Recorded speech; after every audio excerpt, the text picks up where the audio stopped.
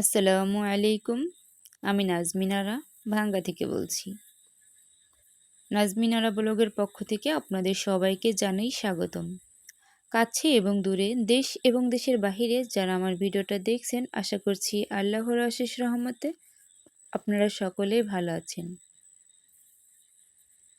আমিও আলহামদুলিল্লাহ আপনাদের সকলের দোয়ায় ভালো আছি।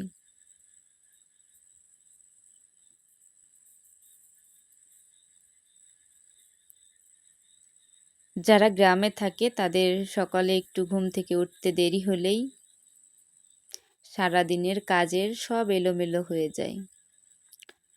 আজকে ছেড়ি খাওয়ার পরে আব্বা মা তো ঘুমায় নাই, আমি একটু ঘুমাইছিলাম। আমার ঘুম থেকে উঠতে লেট হয়ে গেছে।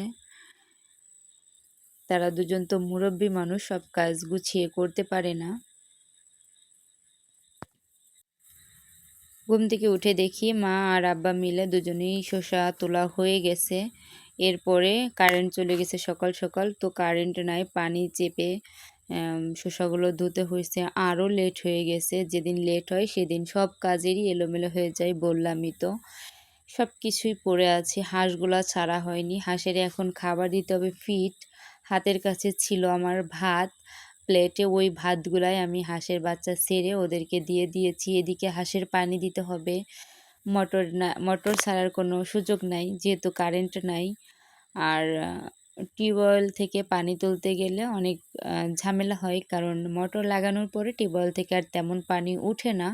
আগে খুব ভালো পানি উঠতো, যখন টিউবওয়েল লাগানো মানে মোটর লাগানো হয়েছে তারপর থেকে ওই টিউবওয়েল থেকে আর পানি ওঠে না, খুব কষ্ট হয় পানি বের করতে। তো আমি হাঁস মুরগির খাইতে দিয়ে, মুরগি এখনও ছাড়িনি, আরও বড় হাঁস আছে, মুরগি আছে, ওগুলা রয়েছে, ওদেরকে পরে ছাড়বো। তো আমি হচ্ছে চীন হাঁসের বাচ্চা যে আমরা টাপা বলি, ওই টাপার মধ্যে যে রাখছি ওইটা পরিষ্কার করে নিচ্ছি, কারণ প্রতিদিনেরটা যদি প্রতিদিন না পরিষ্কার করি হাঁসের যে বিষটা এটাতে দুর্গন্ধ হয়ে একদম খুবই বাজে দুর্গন্ধ হয়ে যায়।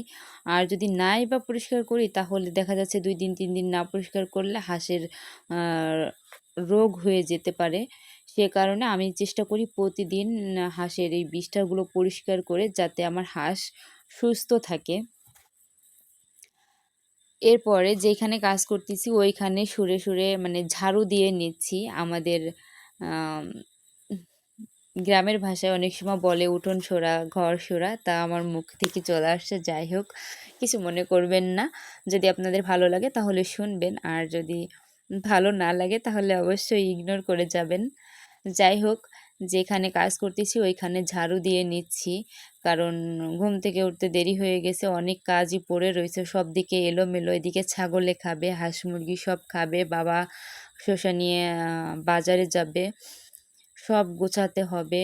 মা তো একা একা পারবে না। ছাগলগুলা খাওয়ার জন্য ছটফট করতেছে। ওদের জায়গা পরিষ্কার করে দিয়ে মা আবার ওইদিকে শসা কেটে রাখছে, সেগুলো ওদেরকে খাইতে দিলাম। ওদের রিয়াকশনটা দেখেন ওরা কেমন করে। ওই দেখেন পা দিয়ে কিভাবে আগাই নিচ্ছে, সহ্য হচ্ছে না।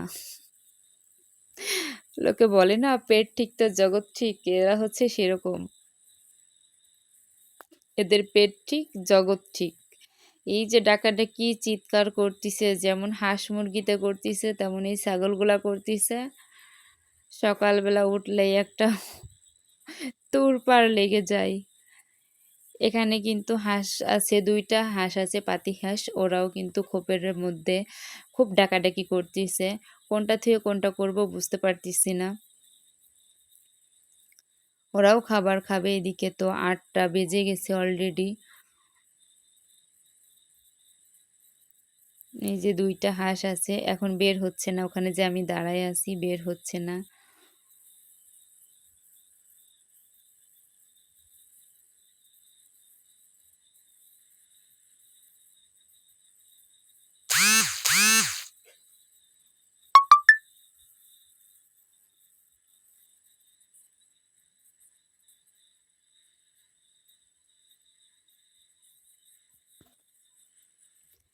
একটা ডিমও দিয়েছে, ডিমটা আমি ধুয়ে ঘরে রেখে দিয়েছি।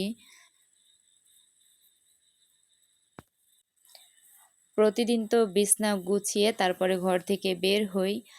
আজকে আর বিছনা গুছিয়ে ঘর থেকে বের হতে পারি নাই। এজন্য কাজ শেষ করে এসে এরপরে বিছনাটা গুছিয়ে নিচ্ছি। বিছনার চাদরটাও আজকে ধুয়ে দিব।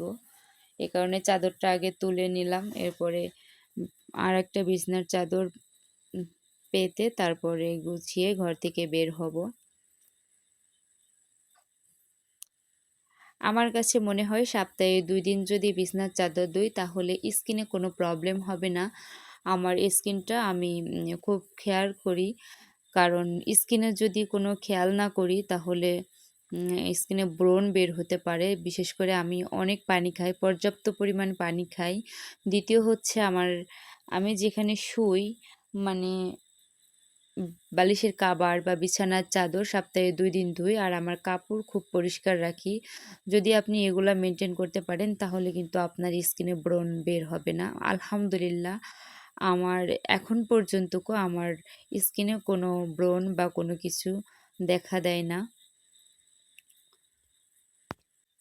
আমি কিন্তু বর্তমানে বাবার বাড়িতে আছি। বোনেরা বলতেছিল, "আপু তুমি আমাকে জামাগুলা কেটে দাও, আমি বানিয়ে নিব।" কথায় আছে না, ঢেঁকি স্বর্গে গেলেও লাথি খায়? আমার অবস্থা হচ্ছে সেরকম। আসছি বাবার বাড়ি বেড়াতে, তারপরেও বোনেদের আবদার আমি যেন কাজগুলা তাদের করে দিই। যাই হোক, ভিডিওর এ পর্যায়ে এসে যদি আমার ভিডিওটা ভালো লেগে থাকে তাহলে অবশ্যই একটা লাইক, কমেন্ট করে আমার সাথে থেকে যাবেন। সবাই ভালো থাকবেন, সুস্থ থাকবেন। আল্লাহ হাফেজ।